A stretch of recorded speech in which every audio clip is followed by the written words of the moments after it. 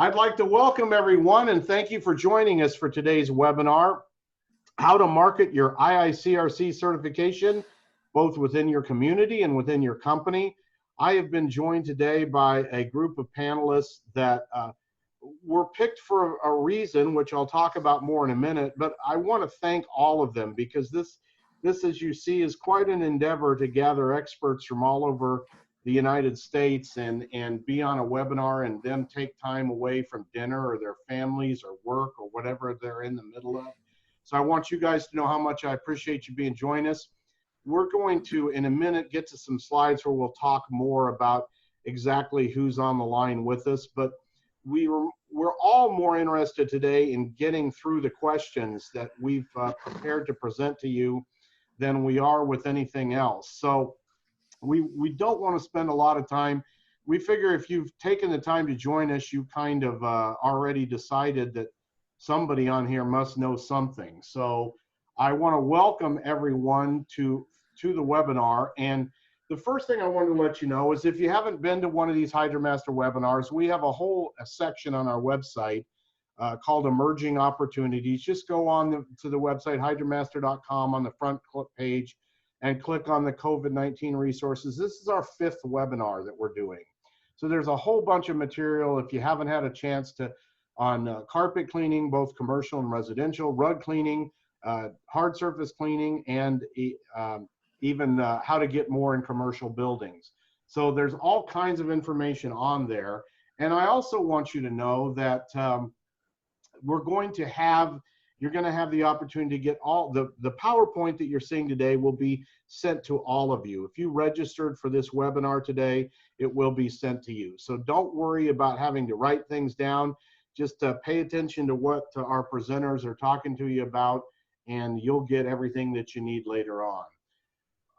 We put together this panel to talk about something, and I think it's something that's near and dear to all of our hearts for different reasons. And I kind of wanted to point that out to you as we got started, because what I wanted to do was put together a panel that came at this from different angles. John Braun and I come at this from a marketing standpoint. You know, we hear a lot of comments in social media and elsewhere about IICRC certification, and my customers don't know about it, and things like that. And we approach this really from a marketing side. You know, it's as we're going to call it, a misconception or misunderstanding. And then we have Kevin Pearson. And Kevin, thank you so much for joining us today. Kevin is actually the only one on here with real credentials because he is from the IICRC, and he's here to represent the IICRC and answer several questions relative that really need to be answered by somebody with the organization. And then Bill Yaden, if you don't know who Bill is with John Don. I don't know who in the world would know who Bill is, but just in case you don't, he's kind of their education coordinator, general do-good guy. He's always helping people through facilitating education. And then we have Dane Gregory, Barry Costa, and Sean Basayon on here as leading instructors in the field, in the industry, in different categories. So I wanted to get a nice cross-section of panelists, and I want to thank all of you panelists for joining us today. Pleasure. All right. So I wanted to, you know, there are so many ways to define marketing, and a lot of them are good. But I wanted us all to be working from a similar platform as we discussed this. So I wanted to just bring out how I look at marketing. And this isn't certainly the only way, it's one way of looking at it. But it's in 3 steps. There's a message. That's the information, the content that you want to give to clients or potential clients. You have, secondly, the delivery system. That's how you deliver that message or content to the client or potential client. And then thirdly, the customer response. In other words, how the customer responds to that delivery message. And so as we move through talking about marketing, you're going to see us talking about what the message is. That's really the content. And then you're going to be hearing us talk sometimes about the delivery system. That's how to get that content to the potential customer. But the other thing that I wanted to point out to you about this it relates to what we call the desired outcome, or what we want the customer to do. And I think very often when there's discussions of marketing, people go straight to the idea of, well, if I were to say, what is the purpose of marketing? The answer is generally to get a sale, to get a customer. But the truth is, most marketing is really to get permission to do more marketing, to get your foot in the door so that when you deliver more information, you can be there at the right time when they're ready to purchase your product or service. And we've also talked a lot on these previous webinars, so we're not going to spend a lot of time on this. We're going to let the panelists discuss this in great detail. You know, what kind of marketing message is especially important right now during this COVID-19 pandemic that we're hoping was going to be lessening now, but instead may be increasing. So that's one of the things that we're going to talk about today also. So understanding that not all marketing is directed to immediately get a sale. We're also going to be talking, as I mentioned, about different delivery systems. And we won't have time to talk about all of these, but there are all kinds of delivery systems that are out there to get your message to your client. So keep that in mind. There's the marketing message, the marketing delivery system, and then what is it that we want the recipient of that marketing message to do with the information? So we're going to start with our first question and just jump right into it. And so John is the one who volunteered to help us answer this question along with myself. So we're going to start out with John because you're going to hear plenty from me. John, help us address some misconceptions when people complain that people don't know about their IICRC certification or have never heard of IICRC. How's marketing supposed to work? Well, I'm going to say a couple of things that are kind of shock and maybe disturb a few of you, okay? Mostly the fact that your IICRC certification is something that your prospects don't care about.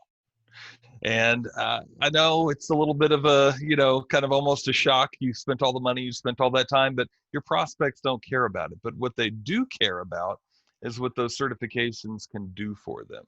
So you have to translate that into a benefit. So beside your IICRC logo, a lot of the times on our website, when I had my cleaning company, I would put a little phrase by it or underneath it that would say, this logo means that we've been trained to handle the toughest cleaning and restoration problems.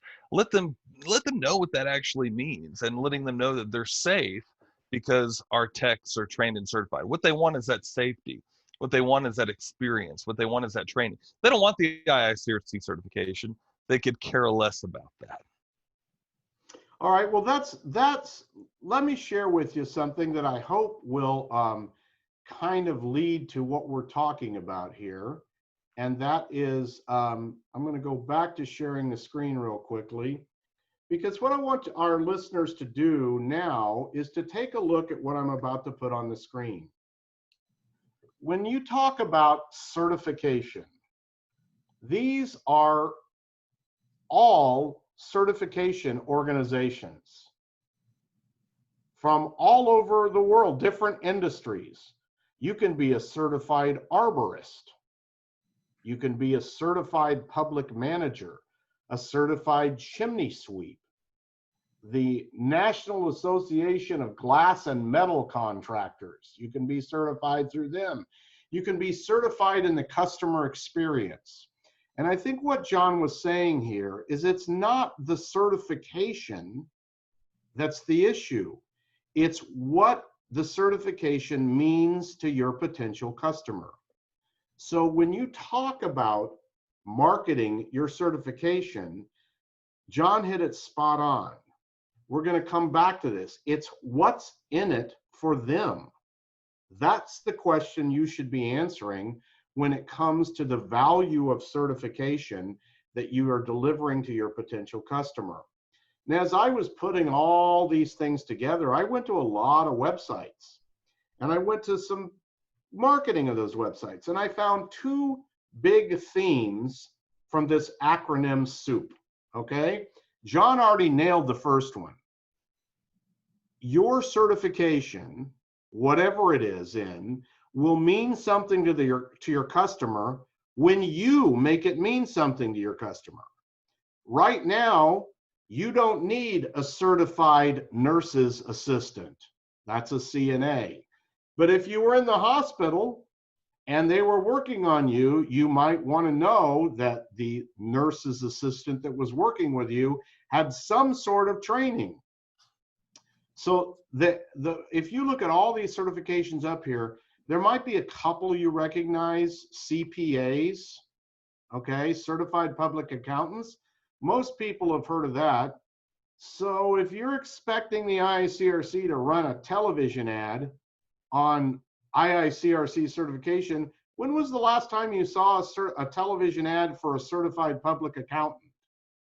Yet, most of us know what that is. Why? Because the accountants told us that if you're hiring an accountant, you want him to or her to be a certified public accountant. So it means something to your customer when you make it mean something to your customer. And the second part of this, and I'm not trying to step on any toes here, but this is generally what I found. A lot of people that get educated and get a lot of initials after their name and a lot of certifications are really smart people, but they're not always the best marketers. And what I see when I go through, not just in our industry, but if I look at similar industries like electricians or lawn service companies, people that go into the same homes we go into, very often they're promoting their certification primarily to everyone else in their industry, not to their customer.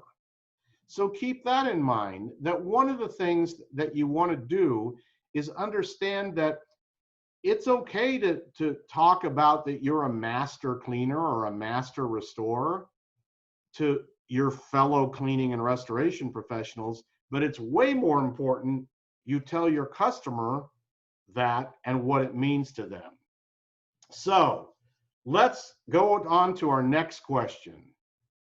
And that is, my customer has never asked me about my certification. Take over. Well, this is my question. That's your question, Dane. Well, all of a sudden it caught up to me. Yeah, well, I've falling asleep listening to me. I've heard this a lot of different times and expressed a lot of different ways. And I remember back when I was volunteering for the IICRC Board of Directors and I was marketing chair, we looked at the idea of doing some national advertising, but it was cost prohibitive. There was no way that we were going to afford $750,000 to be in a national magazine for one ad. It just wasn't going to happen. And so I started thinking about all that, using myself as an example. When I went to my first IICRC certification course, it was held down near Milwaukee. We finally called this hotel the Ramada Dead Animal because there's 500 animal heads hanging around in that particular hotel. And it was all my AW, Associated Wisconsin Cleaning Contractors, brothers and sisters that were there to take this IICRC class way back in 1987. And as we gathered up in the bar the night before the class, we all kind of reminisced and started asking each other, what do you think they're going to teach us that we don't already know? I mean, we've been doing this for quite a while now, and what are they going to tell us that we haven't already heard? And by the first break of the first day, I was enraptured with the information because it wasn't what I thought it was going to be. It was talking about the carpet itself, the product that we work on, and how it's constructed and what the fiber characteristics are, and all of those things, which I didn't expect. And then the stuff that really started to give me was they told me about the soil, what the differences are, why some release easier than others, and then other things about, you know, the variables that you run into because of blends and everything else. And what I came away from that was, it wasn't the how, it was the why. And that's what got me. It was the why. Why do we do it this way? Why do we use this product? Why is this going to be a problem for us? And I just felt I need more of this. I got a thirst for it at that point in time. And that's what I really liked about the whole idea of going to an IICRC training course. Once I had my first one, I was hooked. I was going to go to every single one I could get my hands on. And you got something different from every person that did it because we all had a different way of presenting the material. And so it was that concept of the why. And then when I hear people talking about, you know, they never heard about the certification, And I started thinking to myself, well, you know, when I go to my attorney's office, I don't ask if he's a member of the Bar Association. I expect it. If I go to my doctor, I don't know that he's or she's a member of the American Medical Association. I expect it. And if I'm going anywhere else, it's a public accountant. I don't ask if they're a CPA. I expect it, because I would demand from my service providers that they be as educated as they can be in their industry. And that's what IICRC brings to the table, is that level of understanding. Because if you know the why part, you can make way better decisions on the how. Thank you, Dane. That's great information. And actually, that's going to lead us into one of our next questions in a couple of minutes here, because if it's an expectation and everybody's doing it, then what do we do with it then? So let's talk about the next question, which, Sean, you volunteered for this one. There are unscrupulous cleaners and restorers in my town who are IICRC certified. Why would I want to be linked with them? Well, you have to raise the bar somewhere. You got to set the standard. If they're going to try to be like you, be the ones that they're trying to be like. You know, they want to join for a reason. They've found a reason to be connected to that, whether it's an association connection or an insurance connection to the industry. But truly, I mean, you can connect to them and help them even be better. I mean, from my standpoint as a cleaning contractor that does work with several restoration and other carpet cleaners, generally, you know, there are a small number that have kind of misused the flag to maybe get them in some doors, to open up a door to a contract that was requiring certification or something along those lines. But for the most part, if you're connected to it, you had a reason for finding it important into your business and your connections to your customers. And I truly find that, you know, there's a benefit from trying to reach out to those other folks that are actually advertising or that are part of the organization. And if they're not, then it's a reason to reach out to them and raise the level of our industry, you know, raise our level of what we're offering to our customers.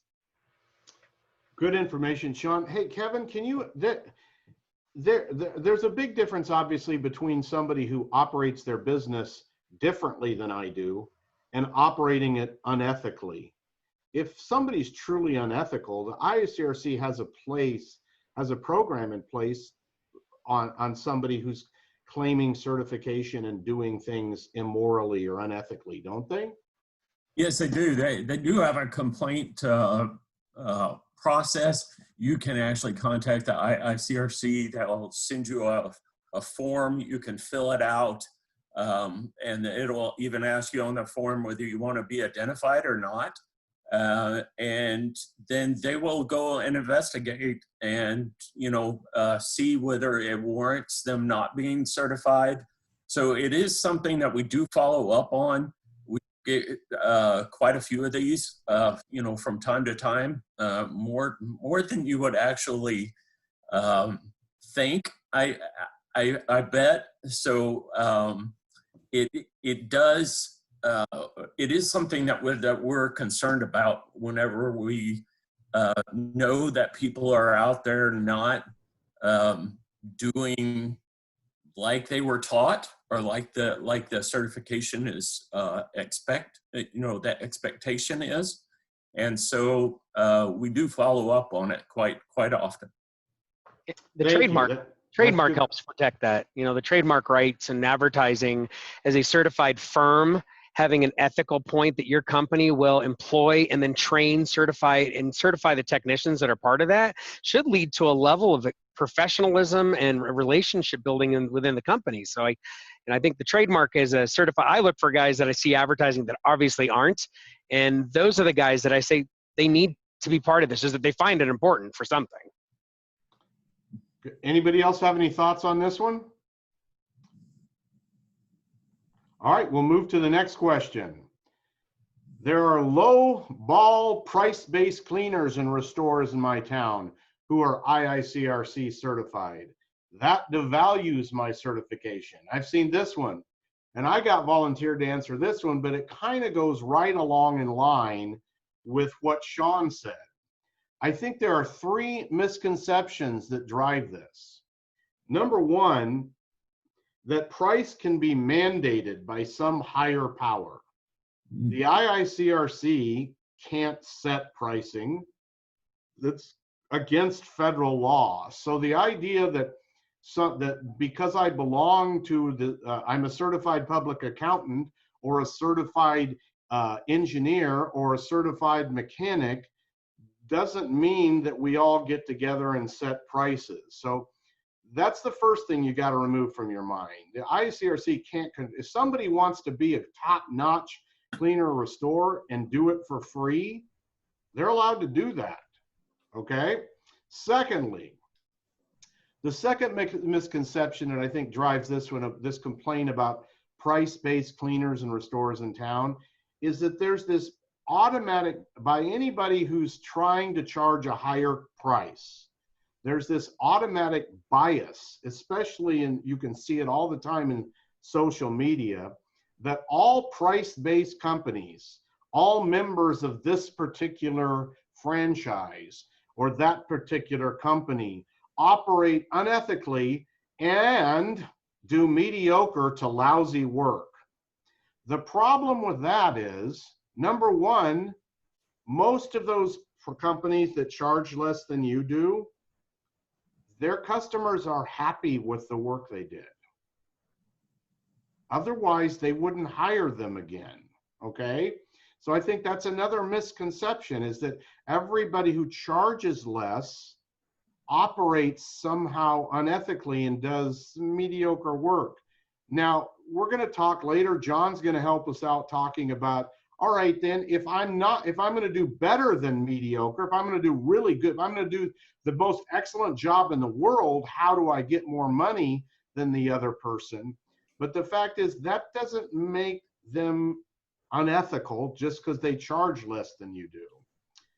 And the third misconception I think that drives this is that this thought that if they would hire me, if that other company raised their price and made it a level playing field. That's being a little arrogant if you really think that. Just because they're now on the same price level that you are doesn't mean that their customers wouldn't hire them again. So we know, all of us that are trainers know, that offering services at a lower price may be a faster track to failure if you don't know how to do it right, but it does not always mean the company is unethical. And I think if we start that at that point, as Kevin already mentioned, if they really are operating unethically, the IICRC has a process to remove them. But because they don't pre-vacuum or move the bed, doesn't make them unethical. Anybody else have any thoughts on that one? Doyle, I think, again, a long time ago, you and Tom Hill did a presentation on how to raise your price and the importance of doing that to make sure you're making a profit. Some people, when they're charging a lower price, might just not have the education of understanding how to price their work. They think they have to compete with this low price in order to get the work. And it's not done with any malice whatsoever. It's done just not knowing their cost of doing business. So again, I really liked your message there, because one doesn't automatically equal this. You got to get the whole playing field, the whole understanding of why they're doing what they're doing. Thank you, Barry. Anybody else have a thought on this one? All right, we're going to go to the next one. This is for all of us to talk about, and that is this is probably the thing you hear the most when people are justifying where they're not going to attend an IICRC class or they're not renewing their certification, is that my school of hard knocks knowledge is more important and more valuable than any certification. So who wants to start us off on that? It is valuable. It's hugely valuable. They have to have the skills to do the work. The IICRC trains you why we make those steps so we can make better connections to people. But the doing the physical and understanding the process of doing it is just going to be explained furthermore, and then to be able to grow your business. So the School of Hard Knocks is absolutely crucial. But knocking that you don't need to continue that, I think, is a very independent owner, somebody that maybe has employees viewpoint. I agree with Sean. You know, I guess I just got sick of making all the mistakes that could have been prevented if I would have gone and gotten some certifications. So that's, you know, that was why I started going, I don't know, like 93, 94, somewhere in there. I want my employees now to have consistency as well. And that consistency in the steps we follow, the processes we go through, and why we make those decisions is just reinforced with over top of any other good company's operation and procedures. It's extremely beneficial. But from a marketing perspective, you need to prove credibility. You have to show that you're reputable. And really, certification is just one way to do that, but it's a great way to do that. I mean, you can just go and get trained and boom, now you have some credibility under your belt to show your client. Yeah, the School of Hard Knocks, folks, is a school that we've all applied for. If you're in the industry, you've applied for that school because, like it or not, the Hard Knocks might be nice gentle strokes that you did a great job, or don't ever do that again. All right. And if you think about education, folks, Doyle, can we jump to the next slide? Absolutely, yes. This was taken off of a website. And if you think about your education, it's all about risk management. Yes, you can get in education through School of Hard Knocks. You can get education on the discussion boards, various ones out there. But I cut this from a discussion board. And here's the problem when you get all your education on discussion boards. You do not know the reliability of the information that you're receiving. And I feel really bad for the new folks coming into an industry with no knowledge. And rather than attend a school where in risk management, the chance of you getting good information is probably higher by attending a school than relying on anyone that you have no background of the kind of information you're going to be receiving into your computer. I mean, here's a discussion about how to identify a category of a specific loss. And I believe every number available in the standard was part of was an answer from someone. And this person, in all honesty, wanted to know how. Well, guess what? They could have received that information. They then would have had a book called A Standard of Care backing up their decision on that information. However, again, schools are so important. I mean, think about standards and building codes. I often hear people, oh, the standards don't know what they're talking about. I don't agree with that. Okay, a building code, you're a builder. I don't agree with that. So I'm going to do it this way. Guess what? People to get an occupancy permit. You didn't follow the building code. And now you're in court. You have nothing behind you except what your opinion was, not the standard. So education, extremely valuable. School of Hard Knocks, you can't get out of it. Thank you, Barry. All right, the next one is IICRC learning has not kept up with the times. I know this is a particularly close to the heart of several of our presenters today. So online learning, apprenticeships, skill assessments. Let's jump on this question. I think that there's definitely a lack of connectivity still, but we're getting better as an industry. You know, we have the virtual training has certainly made it the potential to connect to so many more at a level that is exponential. The fact that I've had people from Chile and Australia and Wyoming in the same class speaks for a lot of the connection that we've been able to do by now being able to be forced into this training module, being able to offer that. But through the assessments that were created through IICRC that is now part of the IICRC, that hopefully someday we can reconnect again to create better assessment levels and connections to these.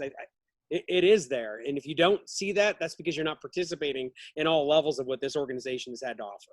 Well, sure. Take a look at the early IICRC classes. You know, the first class that was developed in 1972 was the carpet upholstery, water and fire damage class, all delivered in one day. You know, so they haven't kept up with the times. All those classes now are 2 and 3 days, sometimes even 4-day formats. So it has kept up. The new online thing, I think it needed to be correct. We needed to have the right technology, but now we have it. And I think it's something that is going to be very interesting to see how it develops. But I'm a big proponent of it because I think it's going to attract more people to the organization, which means it's going to get bigger and it's going to get better. And you know, it's interesting that we kind of fell into having to do the online thing. I think with the pandemic, we were kind of forced into that, but it definitely has taken off and is a great way for us to get, information out to people that may not can always get to a class, to an in-person class.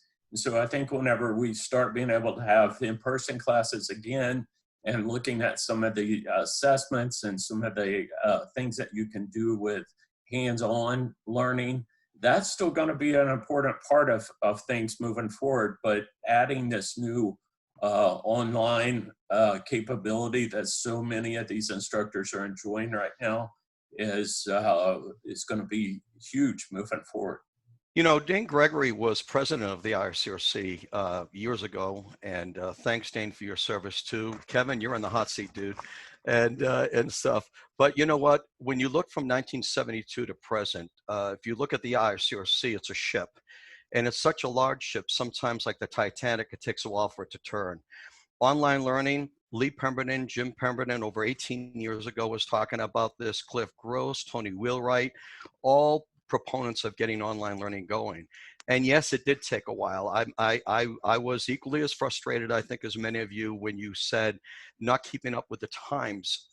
But to turn this ship, it takes a lot of organization to get that going in that direction. But we're there now. As far as skills assessment, oh yeah, that's a big one for me. We're in a labor-based industry, and we're still certifying people based on cognitive knowledge only, except color repair. Color repair, you have to actually perform the craft. Senior carpet inspector, you actually have to do reports. That is your product that you're being rated on as well. So there is some of that going on, but when a group of us created another organization, basically as a lifeboat, IICRC, it's no mystery. They went through a turbulent time with a management group and almost brought the industry down. So we had a lifeboat there ready to pull everybody in if need be. And IICRC then purchased the intellectual property of what we had created, which are performance assessments. We have one for carpet cleaning, one for carpet repair, and we were working on water damage. So let me give you an idea, because it's not a drop ball. The ship is turning. The Education Committee right now has a subcommittee working on performance assessments within what we're doing. And here's a vision. WRT becomes the cognitive education with a cognitive exam at the end, ABCD. ASD, which is not advanced, it's applied structural drawing. Your exam on that would be performance-based, where you have to demonstrate your skill level to do what cognitively you had to be assessed with WRT. So that's kind of what the Education Committee is discussing right now with Dan Messenberg of the WRT Committee and all. So all I have to say, folks, is look, I've been involved since 1986 with the organization. Take a deep breath, be as patient as you can, give us your ideas, but don't jump ship. There's a lot of sharks in that water. Stay on the boat and help us make that change. And no change happens without good input. Thank you, Barry. All right, now we've been focusing a lot on critiques. Now we're going to flip the switch, though, and we're going to jump to the more positive point of view, and that is, okay, IICRC certification has value. Let's talk then about different ways that we can approach marketing this to our customers and our potential customers. And we're going to start with the elephant in the room, which is obviously that COVID-19 has changed the world. I mean, it is. So what about COVID-19 has changed the way you should market your IICRC certification? And most of our listeners, whether they're watching this live or listening to this recorded, they've heard me talk a lot about this. So I'm going to let my friend Bill Yaden really jump us onto this one. And I've been very fortunate because I've gotten to interview half of these people that are on this screen about COVID. Matter of fact, we started hearing some people say, can we talk about something other than COVID? And no, we can't. I mean, because it's here, it's going to be here. Right, and we have to deal with it. Now, one of the things I have to look at is, as I watch people come in today, I noticed that how many of them actually went to our John Donne's Strategies for Success class, all right? And Steve Tabiron's going to send me a case of Guinness every time I mention SFS. So, so just so you know why I'm talking about that. But one of the things I think everybody recognizes that Steve, one of his main things he always talked about in the class was that the average consumer for residential services is most likely a woman, right? And the technician is mostly a young male. And I think John may have mentioned this earlier in the presentation, the fact that the fear, there's so much anxiety about who's coming to my house. Are they scary? Are they going to do something? That's all a given. That's been here forever. And now all of a sudden we multiplied it. It's kind of like looking at the pH scale about how much this has multiplied. And the idea now is it's not only those factors, but it's also the factors that said, okay, this person that's coming, does he know what he's doing? Is he actually going to bring the virus into my home, right? And they got all kinds of other things. I'm really kind of amazed at how many of our customers are out there doing work, right? Because of all these fears. But yet, when you look at it, this is all going to go back to education. We know that fear is always trampled on when you have confidence and trust in whoever it is that you're dealing with. That's the ultimate quality that we're looking at. So all of this basically starts when we start to talk about the IICRC. This starts on the initial phone call. And I've always said the most important person in the company is always going to be the person on the phone. And most likely that should be a woman. I know this may sound stereotypical, but women tend to have a whole lot more empathy than we do as men. And I think they're going to do a good job of asking the right questions. And part of this is going to be, they may even bring up the topic of that, yes, this is certainly a different time in that. And so I can understand you have some fears. And in their normal questions that they're going to start asking, they're also going to ask about some of the things like, we just want to check, make sure, has anybody in your home had a fever or tested positive or any of the other issues that are coming up? And then once they've gotten that initial information down, now they say, well, we can understand your concerns. And this is why, this is what our technicians are doing today, right? And they're talking about all the things. Sean's done a nice job of this in the past, about showing the technicians in their PPE, showing how they disinfect the hoses, all the things that we're doing.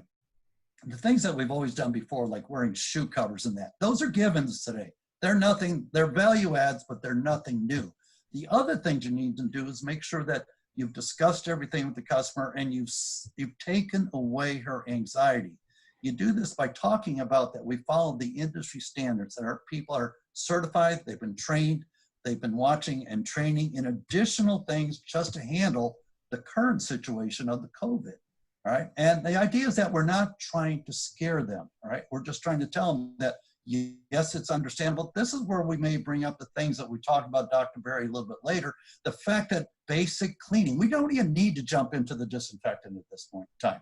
We need to convince them, of course, that the basic cleaning is going to do everything we need to do, unless there is an issue that we know about. Now, some of the other things that you may want to do is make sure that when you're sending out, you're going to talk to the people about, okay, when you schedule the job next week, Dane Gregory is going to be your technician, right? We're going to send you an email, right? And that's how you get their email, and let you know a little bit about the technicians coming. It's going to have a picture of Dane. It's going to have maybe a little bio of Dane and showing the certifications that he's got on there. All these things are setting up ahead of time. You want to make sure that everything, the technician's got his uniform on with his patches. I just got a great picture from Sean with he's got all his patches on him and use them in a presentation. All those things, because they're all those little subliminals, the things that people see, but they don't really talk about it.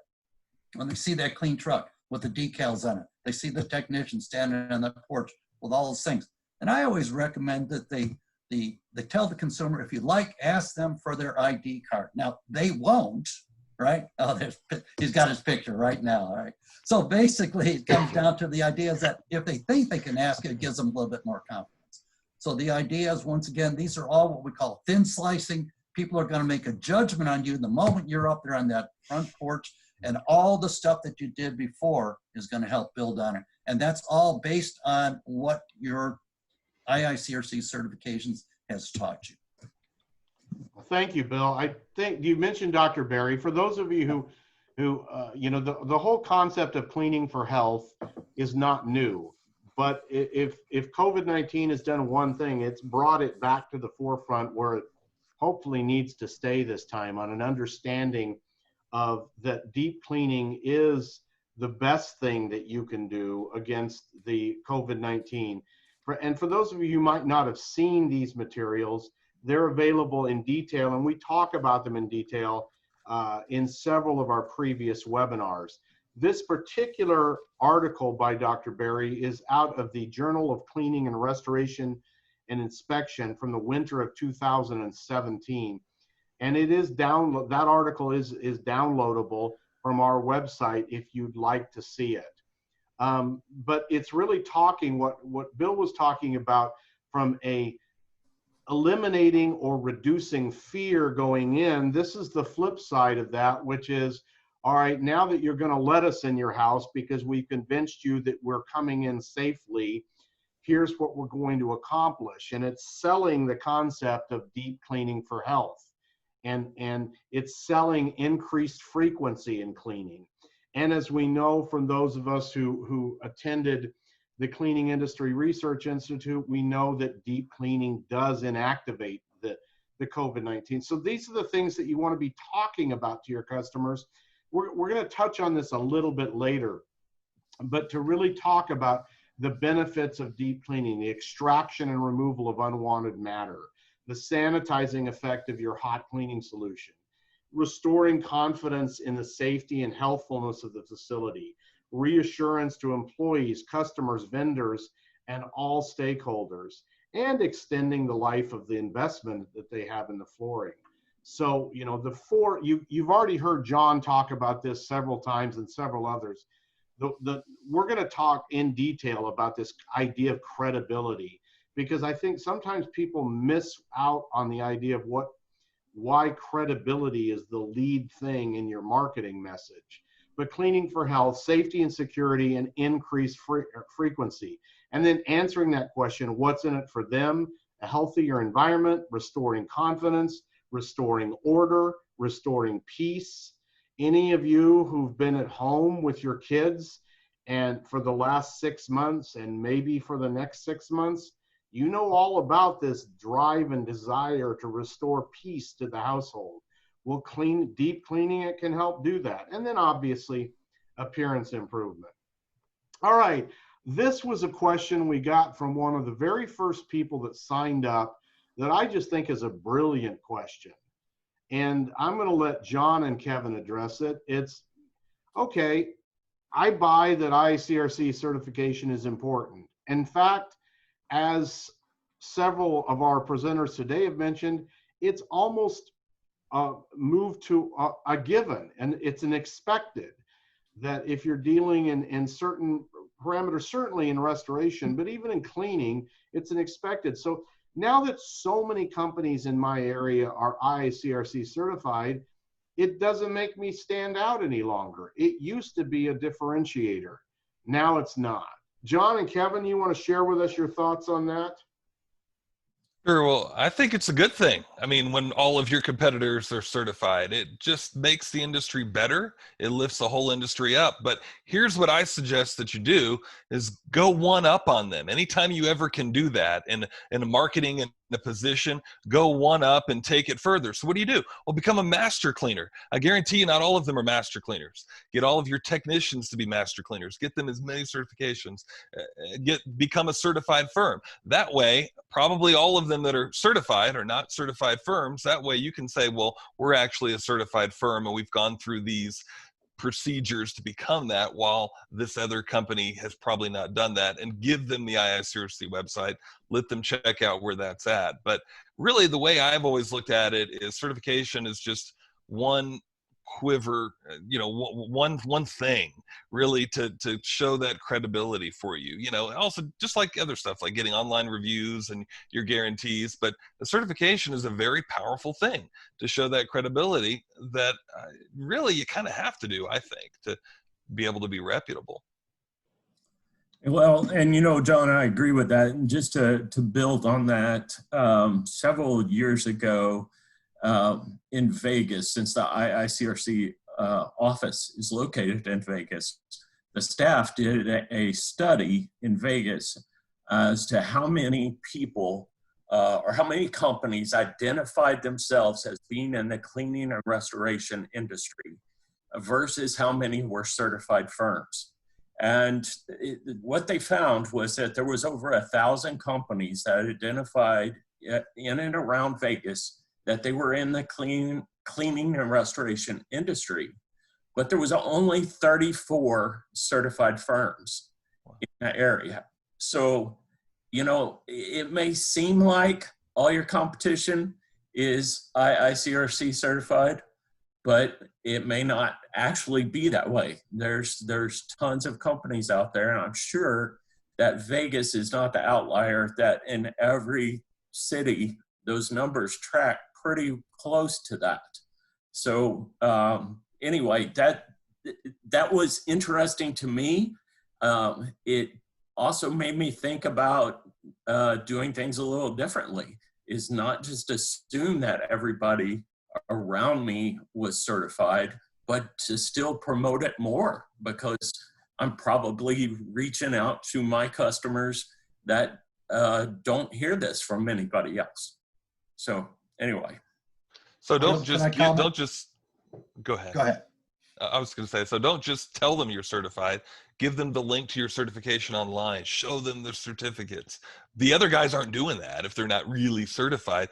Do as Right. much as you can to show that credibility. I'm sorry. Go ahead, Bill. Yeah. Some of you know Tom King. He lives here in Indianapolis. And Tom's been very aggressive in all his marketing. But one of his customers who was looking for somebody to do some work, high-end customer, he was recommended by the carpet manufacturer, by the carpet retailer, and by the designer, right? All three separately. All because he had gone out and promoted himself as an IICRC master. And basically, the customer, when she finally said, well, how did you get all these people to talk about you? So I think part of what we're saying here is it's not just you talking about it, it's when you get your referral sources to talk about you. That's the key part. That's great information, Bill. I wanted to share something I saw on a website. I won't point it out to everyone because I don't want everyone to go in there and steal all his marketing. But I've seen a lot of websites where people have bragged they were the first cleaner in town to be IICRC certified. But this particular cleaner was the first one to talk about on his website that he was the first one to be certified.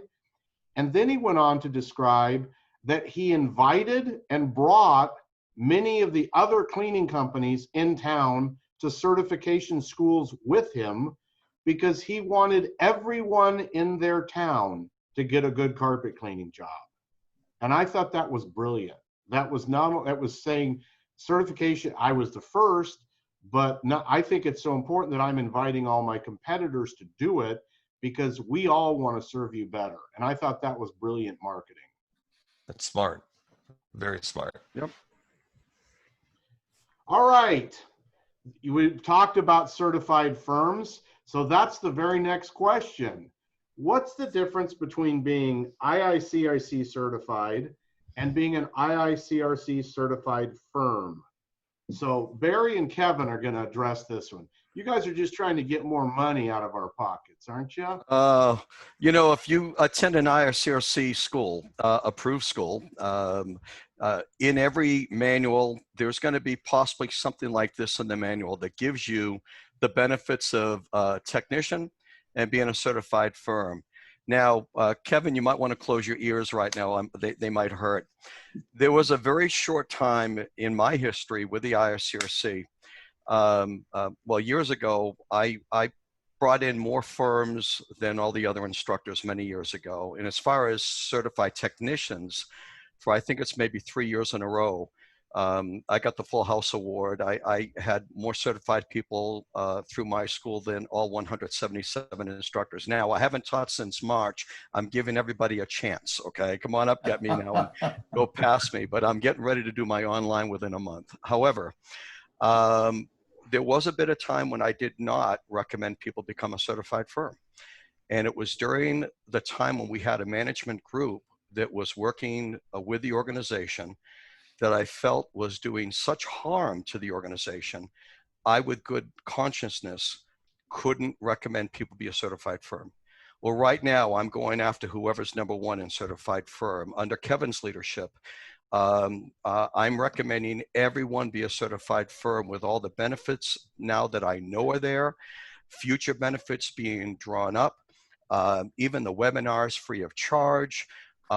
They're really doing a bang-up job of creating greater value to the certified firm program than ever before. So if that means anything to anyone that knows me, I really am terrible at lying. So that's why I had to tell you there was a bit of time. Then no, I didn't, and I'm sorry, and I'm not married to the organization. It's a wonderful organization, but at that point, we needed a divorce. But right now, I'm back in love, and I think it has a lot of value. But Kevin, maybe you can speak more about, on behalf of the organization, what it is that people do get and why they should. You know, Barry, for those of us who lived through that several years ago, I can't say as I blame him. So it was a tough time. Thank goodness we have turned the corner. We are well past that, and it's in the distant rear view mirror. So, but you know, just the difference between being a IICRC registrant and a firm, you get a lot more benefits when you're a certified firm. You touched on several of those webinars that are put on every month. I have great information in them, and there's a whole certified firm toolbox that I don't know that many people know that they can take advantage of. How to build a website, you know, how to run an email campaign, how to do a lot of things that are located in that certified firm toolbox that bring value to being a certified firm. And so there's a lot of things that have been added to it recently. It's constantly being updated. And so we do attempt to bring value to it, not just being able to use the logo. So, Kevin, is there a spot on the website where it talks about the benefits of being a certified firm? I'm sure there is. Yeah. Okay. We'll Under make the sure. certified firm. If you can, if you can tab. send that to me, or I can find it, I'll make sure that it goes out directly with the email follow-up to all of the people who registered for the webinar today. I knew you were going to ask me a question I didn't know off the top of my head. Thanks for that. That's okay. Anybody else have any thoughts on this certified firm advantage and how to market it? All right, let's go to the next question then. And this was a question after my own heart, and I'm really glad that Bill volunteered to answer this one, because I think probably the most important part of being IICRC certified, if you have employees, is why they may be the most important recipients of your IICRC marketing message. Bill, share with our audience why that is. And I think this is my favorite question too, because I believe in this day and age, you know, we talk about employees are probably the hardest thing to get, right? We hear so many company owners that start off hiring employees, and a few years later they say, I'm back down to just myself. I can't stand it anymore. The term is engaged employees, right? Engagement. And all the stats that you see out there, you're just saying it's terrible today, right? And so you look at Tom Landry, the coach of the Cowboys, right? He basically came up with a phrase. He said, confidence comes from knowing what you're doing.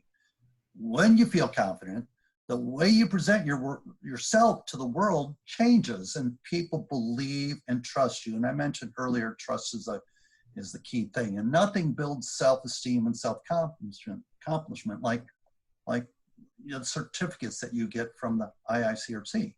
One of our customers here in Indianapolis, he actually has a wall. When you walk in there, there's all the plaques on the wall of all the technicians, every certification they've got.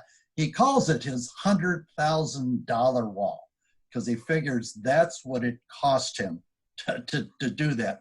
But try and picture yourself as a technician walking into that building for the first time, and you walk by that wall, and it's kind of like walking into the Hall of Fame, and you're just looking and kind of going, wow, so all these people got all this information. This company really must be good because they put so much education into what they're doing. When an owner or a manager sends a technician for IICRC training, she's really investing in that tech. Now, there's a lot of people that may have had troubles even getting out of school, and going to a class may be intimidating, right? But they also got to realize that when they said, okay, here, we want you to go take this class, we're paying for it, we're paying for your wages while you're doing that, the tech's got to say, well, this is a great place, right? And so this gives the tech that confidence that we're talking about. When he receives that diploma, gets his patches, gets his ID card, he's pretty much bursting with self-esteem. And you know that confidence, when you're standing in front of somebody and they ask you a question, you're just thinking, try not to regurgitate this whole thing that you know, because you're so excited about this knowledge that you get to impart it. Kind of like us as instructors, you know. So basically it's kind of the same thing there. The idea is that all the marketing in the world can never replace a technician that's excited talking to the customer. So I think that's it. One of my favorite phrases for classes and teaching, it's 4,000 years old. And basically it says, we don't rise to the level of our expectations, we fall to the level of our training. The training gives us the confidence. That's what we need. That's our person out there. You back in the office can only do so much. You're not the person. I always give this one example. In San Diego, I think it's the largest Stanley steamer franchise. I believe they have somewhere around 100 trucks. And everybody looks and says, my God, look at what they've got. They've got all these people. But yet, when that technician goes out to Mrs. Jones' house, the other 99 trucks doesn't do him any good. The reputation of Stanley Steamer in San Diego is made by that technician. I hope he's trained. That's great information, Bill. Anybody else have any thoughts on this? It gives them the pride they need. I mean, they make decisions faster and not have to ask every question. When they've gone through a class, it's kind of formulated their processes quicker. I mean, they go through the job. They're not stressed about their job. They're knowing more what to expect, having been trained like that. The technician level, they really truly feel invested in. We're constantly working. Our guys are begging for more classes. They love being able to go. They can't wait until Barry gets his class going. You know, everyone's part of your marketing team. Your marketing committee or your marketing portion of your company gives a message.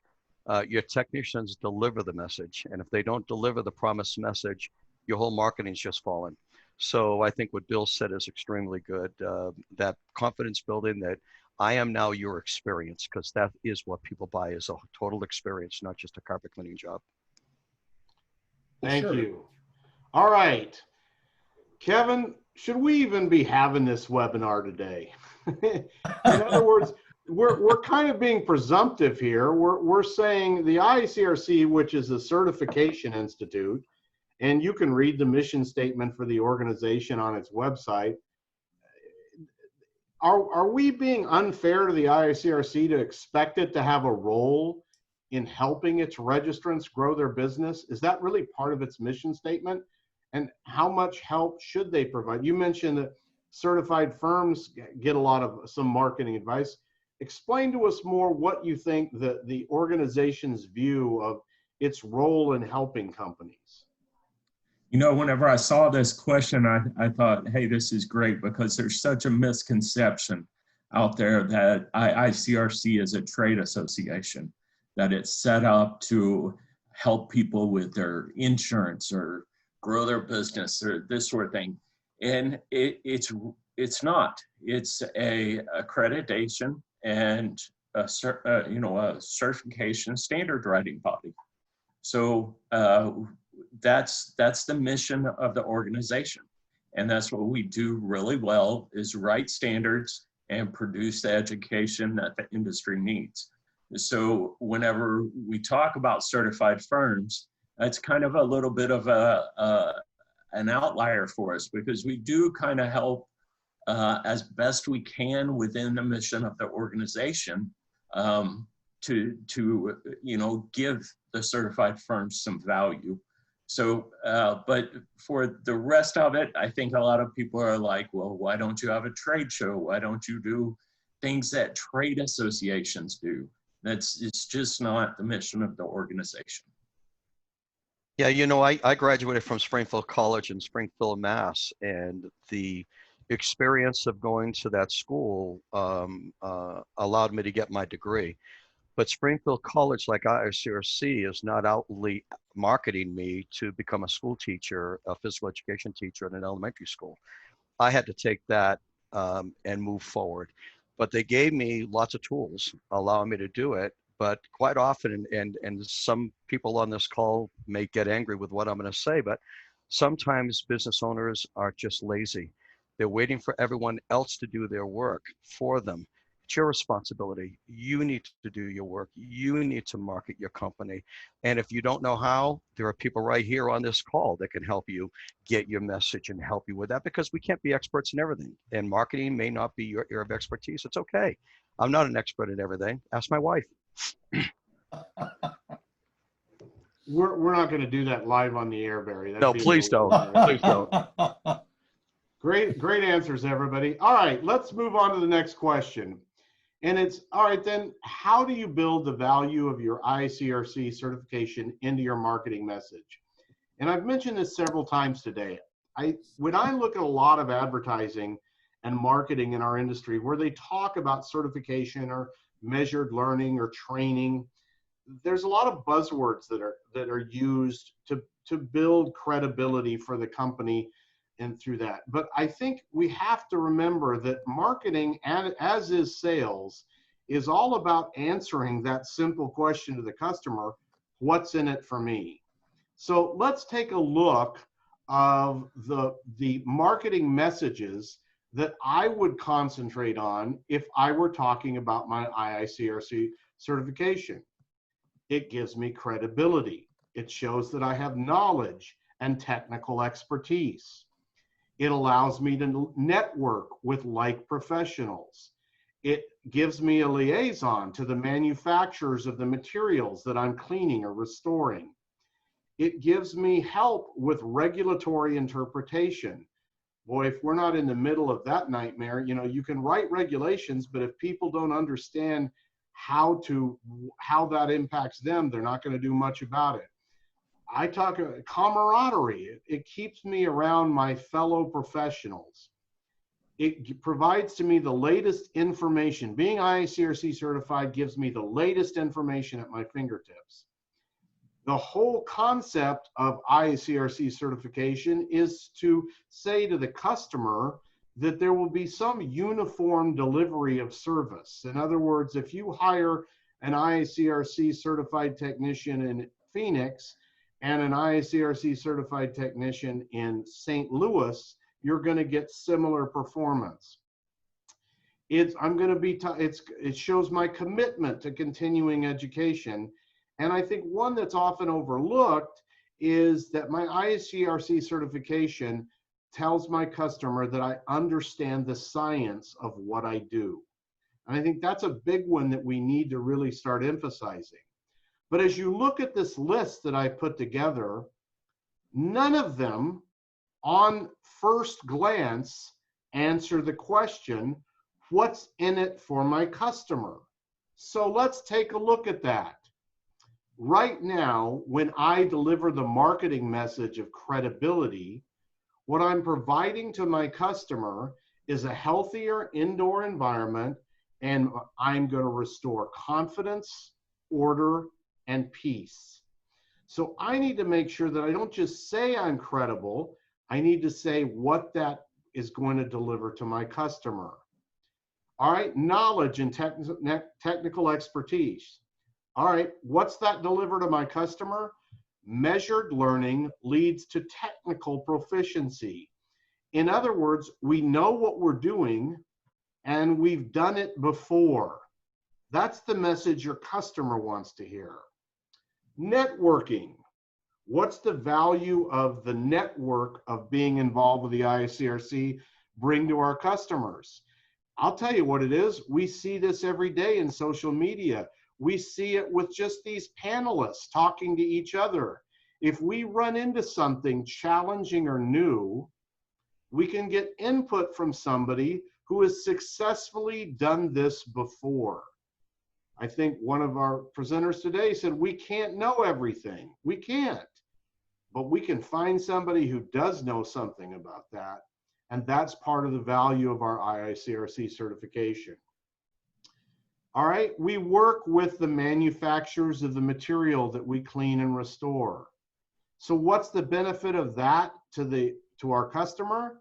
That means that their flooring investment life is extended. We make the material last longer. But I think the other often overlooked advantage to our customer that's in it for them is they bought it for a particular reason. Look, feel, appearance, fit in the environment, whatever it was. When it's not being properly maintained, or if it's not properly restored, that flooring material or other material is not going to perform the way that the person who bought it wanted it to perform. Regulatory interpretation. We take steps to protect our environment and our employees and you, your family, your employees, and your customers. In other words, we follow the rules, and here's the benefit to that. Because we want to protect us too, we want to protect you, and we live in this community with you. That's part of the what's in it for me. Camaraderie, why does it matter? Well, if we like what we do and the industry that we are in and the people that are in it with us, we are likely to do a better job. Stop tearing down your competition. That is not the way to deliver messages to your customer. The latest information is readily available.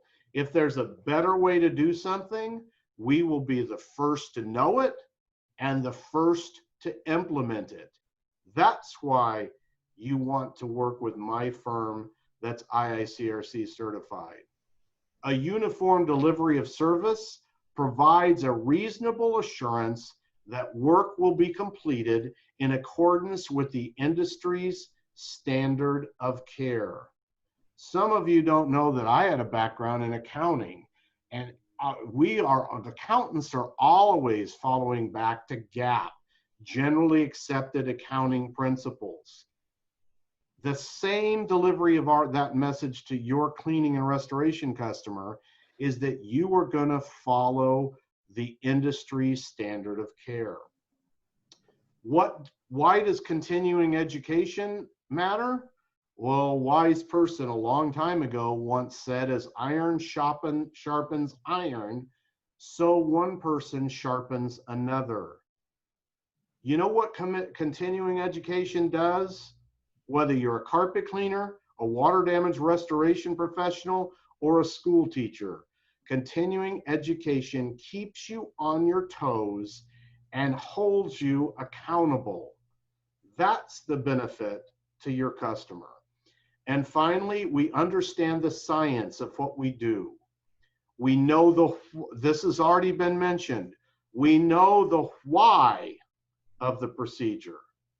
And if someone does not have your best interests in mind, we won't say it out loud. Well, yeah, we will. The insurance adjuster, we stand beside you with the facts. That's delivering the message in a manner that answers that question of what's in it for me. Hey, Doyle. Yes. You know, I was on a job yesterday where we went in to clean carpet.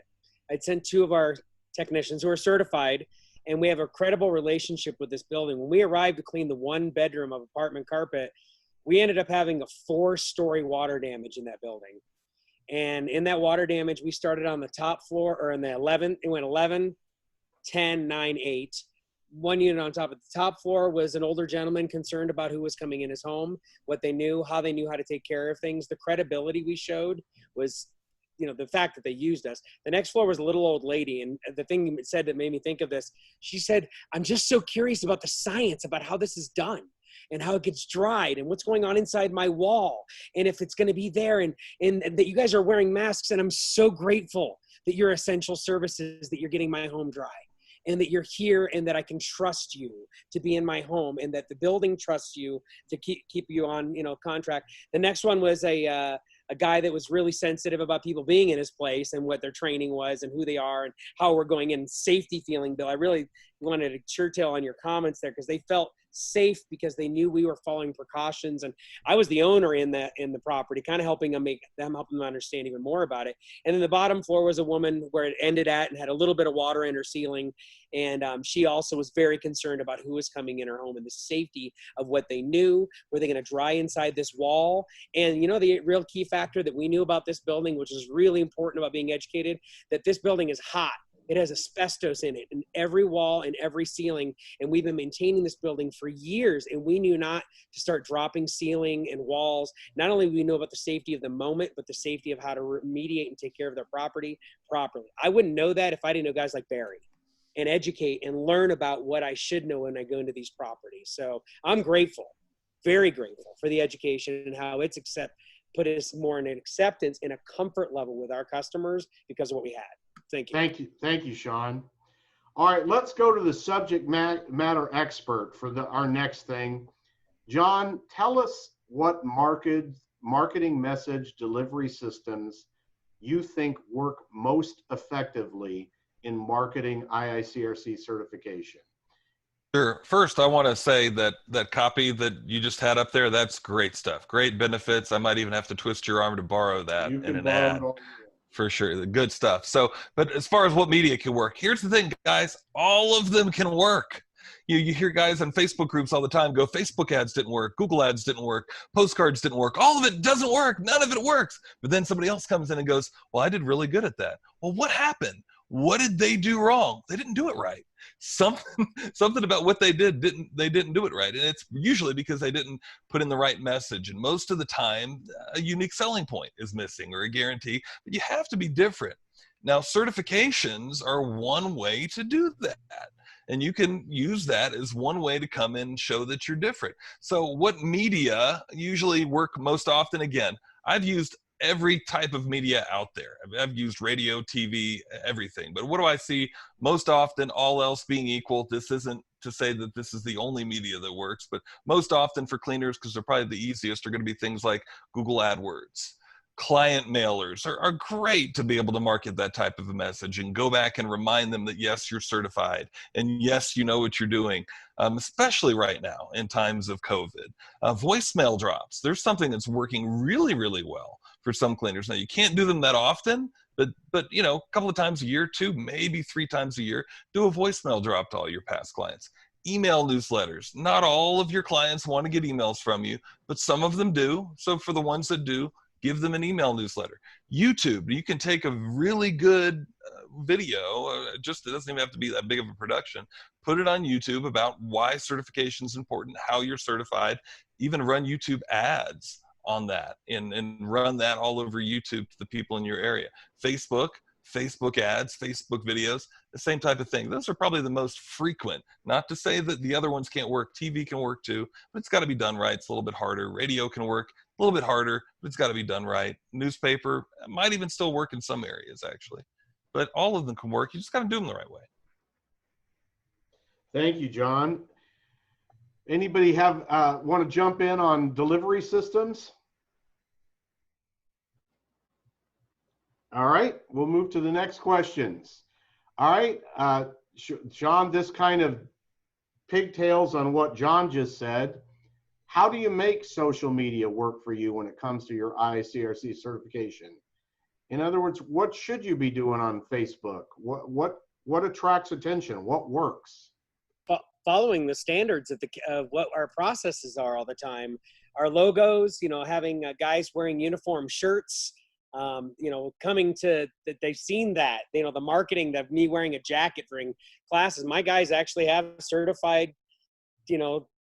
garments with their badges on them. And some people say they don't need stinking badges. Well, we found them that they work, and that marketing to our clients with those, and then using that in our social media presence. So videos, of our processes, following the proper procedures, the right ways to do things, promoting our company as being professional, not going out there and just fogging and doing things to scare people or to bring anyone else down. You know, we try to show that we are doing things that are right in the industry, and there are others that are part of it. You know, we're all doing the right things in this sense. But you know, social media works for us because we use video. We're connecting to the client, feeling healthy, and that our credentials have made them feel more comfortable about us coming in, especially the new ones. And then using those customers' credibility and those trust circles to expand who they send your way, because people trust, you know, people in their home that they trust, or that somebody else trusted that they say that they trusted. So trust circles, and I think Facebook is a giant trust circle that you have opportunity to be able to keep that trust by being safe and ethical in your operations. And certifications certainly are the biggest flag we fly there. John, did you have any other thoughts on specifically social media? I think Sean covered it pretty good, but go in and outline specifically, really all those benefits you just gave. I could probably create a video on each one of those that were in that PowerPoint. But each one of those, just telling what you do that's different and why certifications are important. Put them in videos, put them all over social media, put them on LinkedIn, use all of them. You know, we connect to the, speaking of Facebook and those marketing, these little tips books are really helpful for us. Carpet cleaning tips for dummies, that then connects to the CRI, to the manufacturer, to the retailer, to the consumer, to the proper care, and recommending that you hire certified technicians that actually know why they're doing what they're doing. Not just machines that go through the method and the process, but they actually know when there's a deviation or a problem, how to shift and weave and bob and weave around it, because they know why they're doing what they're doing, not just what they're doing. Great. Great. Appreciate the answers on that. All right, let's talk about IICRC certification. What value does it bring when we're competing in restoration with a preferred provider? Barry, you want to start us out there? Sure, that'd be fun. First of all, to be a preferred vendor, most of them require that you are certified. Let's start there. They also require that you follow the standard of care. Now, I find that to be interesting, what they require, and sometimes the experience that the restorer might go through with that preferred vendor. TPAs, I'm going to put them into the third-party association groups, put them into the same group there. But again, reminded homeowners and business owners, though they are a preferred vendor, they don't have to be used on that job. So what tools do you need to be able to compete against someone saying, this is our preferred vendor? And that's where the training, certification, and standards all come in. It needs to be part of your marketing message. First of all, letting the homeowner know, Mrs. Jones, we've cleaned your carpet for how many years? You know us, you know our company, you know our people. But this adjuster said I'm supposed to use X, Y, Z. Well, let's call that adjuster. And while on the phone, we heard that you had mentioned to my client that they have to use this vendor. Don't they have a right to choose their own vendor?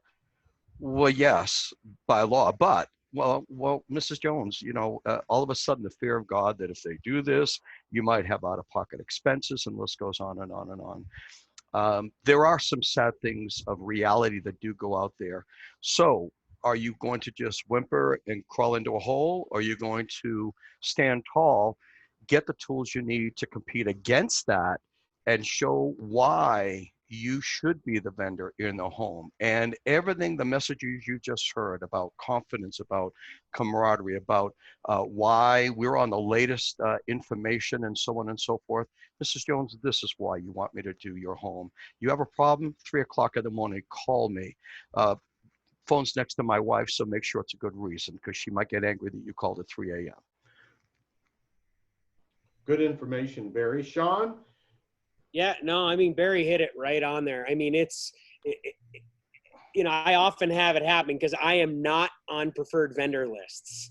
And I do a fair amount of water damage work. And when I get into those losses, well, they said to call this company. I said, well, I'm here to protect your home and work for you. I don't work for your insurance company. I'm here to protect you and your property to make sure that it's safe and healthy place to be in your home. And that guy may or may not be here before it becomes an unsafe situation, which you already have a ceiling dropping. And why did you call me in the first place? Well, we connected there. I've had jobs where we get there and we show up at the same time with the preferred vendor because the insurance said go, the homeowner says go, and we meet there and we're literally battling it out in the driveway for the trust of that client. And our relationship of having trust with them for other ongoing services is what's getting us the hook to stay in that property, because we're going to be there, not just this event, but back there to clean for them again and take care of their tile and all the other services and helping keep a healthy home for a long time. And we're a value client, not just being a carpet cleaner that's certified, but being a restoration and cleaning professional that understands how to take care of their home. Yeah, I think to dovetail off of Sean real quick, Doyle, that conflict of interest potential, who do you work for? Who's your daddy? Mrs. Jones, I work for you. I don't work for a preferred vendor program. I don't work for an insurance company. They're important to you as well because you have a contract with them. That contract is not with me, it's with you. It's called a policy. So you have a contract with me. And I'm going to be able to back up what I do. Now, what you get reimbursed for what we're doing is between your contract now with the insurance people. And making that delineation is important, really, really important there. Who are you working for? Who's got your best interest in mind? I've seen so many companies, I got to get the work, I have to be on a preferred vendor program. Well, there's a lot of people on this panel right now that do programs out there that'll show you you don't have to be on a preferred vendor program to get the work. I was never on a preferred vendor program. I was booked out 3 months in advance with my company in New Hampshire. Yeah, I would just remind our listeners, communicate that industry standards, the step-by-step procedures that are recommended in restoration work are defined by the IICRC, not by the franchises. So keep that in mind. You know, make sure you emphasize that in your marketing, that it's not the franchise that defined how this should be done. It was the industry. The franchise is an important part of the industry, but so is your company. So keep that in mind also. Doyle, Florida is an interesting state. Of all the states in the United States, I think Florida is the most difficult to do water damage restoration. If you spoke with Harvey Cohen, he'd probably agree with me, and so on. There's an insurance company out there that actually has their own restoration company. And when you buy a policy from them, you can buy a policy that if you have a claim, in the policy is written, you will use their restoration company. The words conflict of interest and restriction of trade come to my mind, but again, I'm not a legal mind. But this is where the direction appears to be going, and why Florida may be a very difficult state to work in until that's haggled out and figured out. It's a game at sometimes, and it's a sad and sick game because people are in trauma right now. And to take advantage of people in that situation, I think is insurmountable. People shouldn't even be thinking that way, but we'll see how that plays out. Thank you, Barry. All right, we added this question because I think it's apropos, and we roped poor Kevin into being part of the group that answered this. And so it's, you know, during the pandemic, what's the IICRC's role in helping cleaning and restoration and inspection companies market proper steps to creating a healthier environment?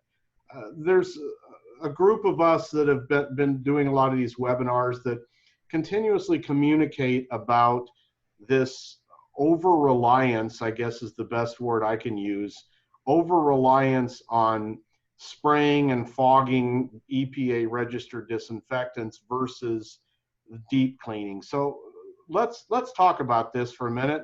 And Kevin, you want to start us out and kind of take this from the IICRC's point of view?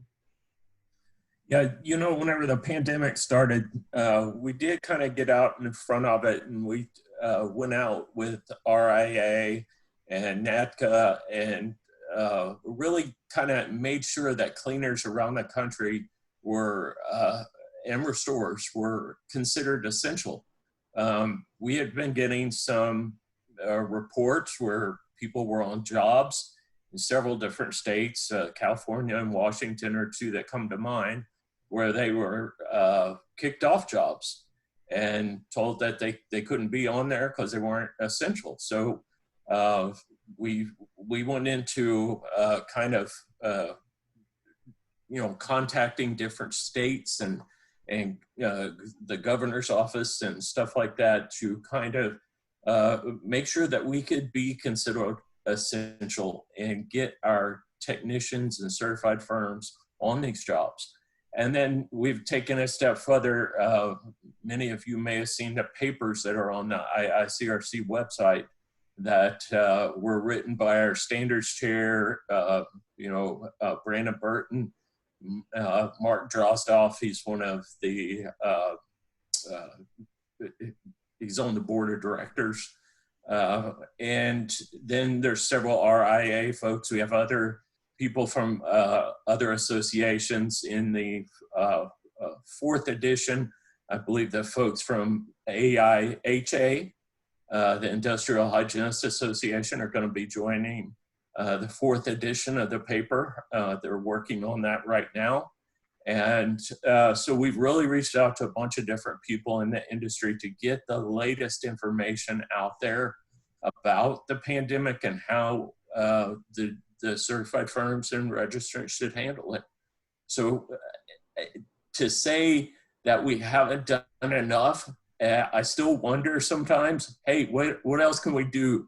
How can we do more? But we have gotten out in front of it, and we intend to stay there.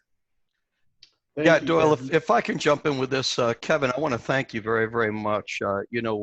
Balance of life. When there's a negative, there's a positive, so that we have balance. And this novel virus, which everyone is still to this day continually learn about it, so we know how to deal with it. The positive that came out of this was how IICRC, RIA, NATGA, IAHA, all separate organizations came together as one. And, a house divided will fall, but this house has a lot of support now. And when you had a uniform message of organizations like the 4 organizations there writing these papers, we can't say thank you enough for that. Sure, everybody is impatient today because of the internet. We want immediate finished answers. I want to know exactly what. It's an evolving thing, and you guys are still evolving that paper. So just as a person out there, Kevin, thank you. And please thank everybody in the organization, especially Brandon. He put a lot of work, I know, into that as well, as he does with the standards writing too. Appreciate that, Barry, and I will pass that along. Mr. Yaden, you're our go-to on this. You've been the one that's kind of been in the middle of talking about this with us as presenters. So share with our audience what your thoughts are here. Well, of course, I know Barry's going to follow up with this also, because I can see him. He's chomping at the bit, right? But the idea is that we've already talked about this throughout the presentation, that we know that deep cleaning is number one, is the step, clean. Anytime you see disinfect, the word before disinfect or sanitize is clean, right? And that seems to be the issue. We do not have an issue with people applying, and there's a correct term, applying sanitizers or disinfectants when needed, as long as they are following the standard of care, as long as they're wearing their proper PPE, as long as they're following the label directions. All those things are fine. We're not arguing at that. Our concerns are the people that are out there doing it incorrectly, taking advantage of the situation to just run out and buy a fogger or whatever other tool they're going to use, go in and spray without any pretense of doing a cleaning job. I think that's the biggest issue. The question says, are we worried about the prolific spraying and fogging? Yes, we certainly are, right? And the idea is that you got to remember that there's a law for this, FIFRA, and it's because it's about insecticides, and insecticides are poisons. What other place what other industry do we run around spray poisons all over an indoor environment? And I realize that these are all under control. That's why the EPA is doing it and that. But here's the thing is that we know that people take antibiotics just way too much. And that I just read yesterday that 70% of the antibiotics in the world are actually given to cows to begin with, right? So that's another story, but we shouldn't be taking antibiotics when they're not used. When you go to the doctor for a cold and he doesn't want to give you one, but you say, give me something, and you end up, he gives you an antibiotic, which does absolutely nothing but makes you feel better in your mind, right? But we know that every time we do that, that antibiotic is a little less strong, a little less, it's weaker the next thing that comes along. I think the same thing is going to be happening with these, right? And I just think that they're making them ineffective. We're using them improperly. Use them when it's required the proper way. So Barry, jump in because I know. Oh, I've been dying to jump. I've been dying to jump in. There we go. You know, we have a saying in S500: clean before you dry, but let's add clean before you apply. Okay. A lot of people are missing the first step, which is cleaning. In fact, I've read and I've heard people say, when I electrostatically fog or ULV spray, I'm cleaning. No, you're not cleaning. Cleaning is the physical removal of unwanted substances. So what you've done is maybe inactivated some organisms, but if you think about it, all the dead bodies that you can't see at the micron and nano level are still on that surface. They're there. You didn't clean. You inactivated a virus or you may have killed a bacteria.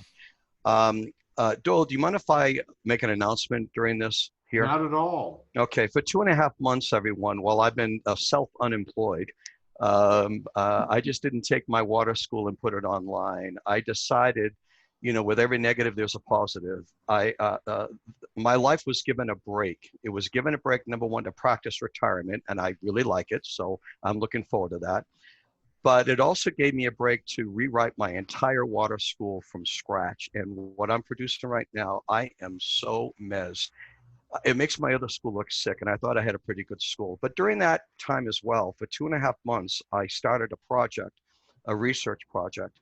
As of July 16th, I now have the answer. I contacted every agricultural department in the United States, including the 5 territories of the United States: Guam, Puerto Rico, American Samoa, Virgin Islands, Northern Mariana Islands. I have now the official answer of whether you need a license or a certification in 3 questions. 1, in water damage restoration, if you're going to apply a disinfectant, sanitizer, antimicrobial biocide, do you need certification or licensure? 2, if you do need it, what are the requirements needed to attain that? And 3, with COVID, all the professional cleaners, if you're cleaning and applying a disinfectant or sanitizer, do you need an exterminator's license, basically, because they are registered as pesticides? Do you need a license or certification? So on the internet, I've watched people lovingly fog and showing their techniques and all that. They have memorialized that they have just done that in the state that they're working in. Guys, there are 17 states plus 2, and I have to say plus 2, that require a certification and or license to apply it in their state. There are 13 states that require you to have a license or certification in COVID-19 to apply the products. 3 are like this because, like 9/11, when we experienced 9/11, a lot of the people in Fed did this to the rules and said, we're going to give a temporary time where you can do this and we won't instill the rules. But when the pandemic's done, we're coming back to the rules again.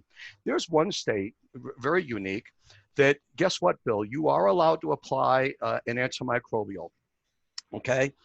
As long as you're following label directions, and these are general use products, not RUPs. Every state agrees. If it's a registered use product, you have to be licensed and certified. That's across the board. But for a general use product, which is what we generally use, there's one state that if you apply it, you don't need a certification license unless you're going to ULV fog it. If you're going to fog it, now you need to be certified and licensed. Yeah, but the label says it can be fogged. Yeah, it can be. But in this state, if you're going to do that, you need a license and a certification. None of you probably know what that state is. I have the answer. So tomorrow, I'm going to be on another webinar with the Experience University. Do you mind, Doyle? No, please do. Okay. If you all have a piece of paper, actually this is being videotaped, you can call 888-881-1001. Again, 888-881-1001, or go to www.experiencetheevents.com and sign up for this workshop tomorrow. We're going to unveil what this project is. And yes, if you'd like to know if your state requires it, there'll be a small fee. If you want the whole enchilada, by the way, when I say the whole enchilada, if you print out all the documentation I have, and by the way, I've documented every email. I have a paper trail that a lawyer would drool over. This is not my version of what it is. I have it in writing by every agriculture department official who I spoke with, their contact information. I have everything I need. If you make a printout, it's a 5-inch binder with a 1-inch binder for the 5 other states or territories of the United States. 2.5 months worth of work. I've always asked, does anyone have this list? Even the agricultural department didn't have the list. Well, I have it. So if you're interested, talk to me. Well, thanks you, Barry. Doyle.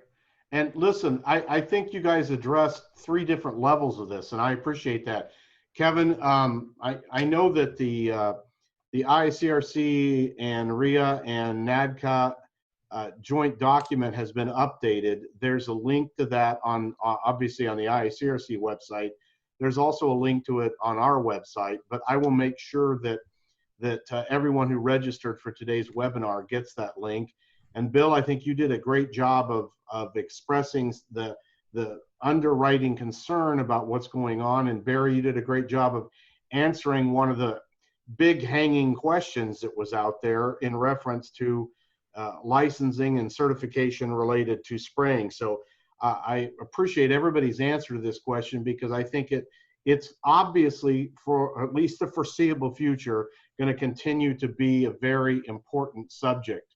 So that about brings us to the end of our presentation today, and I appreciate everyone hanging on with us as we've gone a little bit over.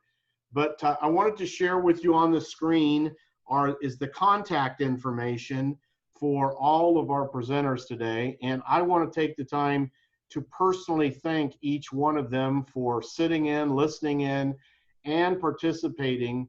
As it's unusual to have a program that's 90 minutes long and have 7 people on it who all have valuable information to share. So it's been great that you guys have all been willing to, quote unquote, share the stage with each other and bring valuable information to the customers. And before we go, I just wanted to give each of you, now that everyone has seen that information, I want everybody to see you. So I'm going to go back to the screen and help yourself to some final comments to our audience. Let me start here. First of all, Doyle, you spent a lot of time thanking us. We all know how much time you put into this and put in the PowerPoint presentation to keep us focused and on track. And a lot of thought went into this. So on behalf of an industry, Doyle, you've been at it a heck of a long time. You grew up in it. Thank you very much, my friend. You're a gem to everybody here and a gem to everybody out there. Well, thank you, Barry. Mm-hmm. Absolutely. I just like to say that it's an honor to have been asked to be on here as somebody that started in the industry whenever I was in college, and worked my way up from a technician to an owner to selling my business a couple of years ago. All of y'all on here at one time or the other, I've looked to for answers, been in your classes, and so just to be asked to be a part of this is a real honor for me. So I appreciate all the time that you put into this, Doyle. I don't think people realize how much behind the scenes effort you really put into this. But it was definitely a good time, and I hope people learned a little bit along the way.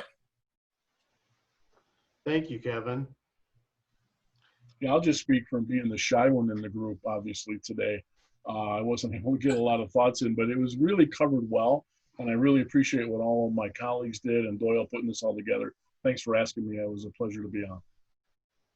Thank you, Dane. Thank you, Doyle. Appreciate you having me. And yeah, that PowerPoint, that alone took, I'm sure, a lot of time. Thank you. A lot of good stuff in that PowerPoint. Thanks for putting this together. Thanks, John. Well, Bill, that leaves you and Sean. Which is going first? Okay, I'll go. Sean jump. So basically what Barry mentioned about the negatives and positives. And although we find very few positives about the COVID, I think one of the things that the COVID's done, at least for me, is that ever since we've been doing all these interviews, webinars, all the little emails that we've been doing to each other, it just really made me appreciate you guys all that much more. It felt like we've gotten a lot closer. And if it's okay to say, we've had a great time with this COVID. I mean, I know that we shouldn't, but it really has been interesting, and what we've learned, right? And also the work you did, Doyle, when we first started this thing up, I thought, okay, yeah, we'll just answer some questions and that. And all of a sudden I saw this whole PowerPoint and everything. I said, damn, this man's been working a lot. So thank you personally for that also. Thank you. Yeah, I think I appreciate most the connections that are made through all of this, through the different levels of our industry, to connect from the instructors to the suppliers, to the manufacturers, to the brotherhood, to the marketing specialists that know the heart of how we beat. And I just really appreciate that you connect us to be able to summarize those thoughts and just trying to attach to our fellow man, to our fellow cleaning specialist and restoration person so that they're safe. I've got friends. We have a fellow instructor that just tested positive. So we have we still have a road to travel right now. And, I've lost family, people that I know. So it's real. And I appreciate that you've kept us connected and the efforts that you've made to keep us as family. So. Well, thank you, Sean. I just want to let our audience know, a lot of information's come at you really fast today. And let me give you some advice. If you caught on to some of this messaging about marketing and how to deliver it and what to write, but you really need help, you've got two great resources here. John Braun is one of our industry's true jewels in practical, down-to-earth. He even taught me how to understand SEO optimization, and that's an accomplishment in itself. And so I want to, and obviously Bill represents John Don. Strategies for Success is kind of the industry bell cow for marketing and management training at this point. And I want to promote that. If you need some, if you thought these are good ideas, but you have no idea how to implement them, go to John Braun, hitmanadvertising.com, or go to Strategies for Success. Listen to DeBuren, ignore Yaden's part, but listen to DeBuren and Chuck Violan and some of the other experts they've got. But no, I'm serious. Listen to Bill too. Listen to that. And then if you're looking for more education, we have some of the finest instructors in the industry on here. I've been fortunate to work with these guys, Dane and Barry and Sean, for I think Dane and Barry and I have been working together longer than Sean's been alive, but that's another story. It's just great to work with them. They all have training going on.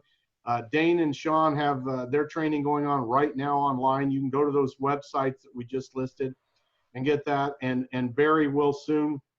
But, Barry is kind of the standard bearer for education in our industry and wins all the awards all the time. And that's because he brings value to the table. And Kevin, thank you for representing the, we spent 90 minutes talking about the IICRC, and as you and I know, there are literally hundreds of volunteers that are the IICRC, and you've kind of represented all of them today. But I really appreciate your involvement and willingness to do this as we kind of opened up the organization from a you know, how do we make more value in the investment that cleaning and restoration companies do in certification.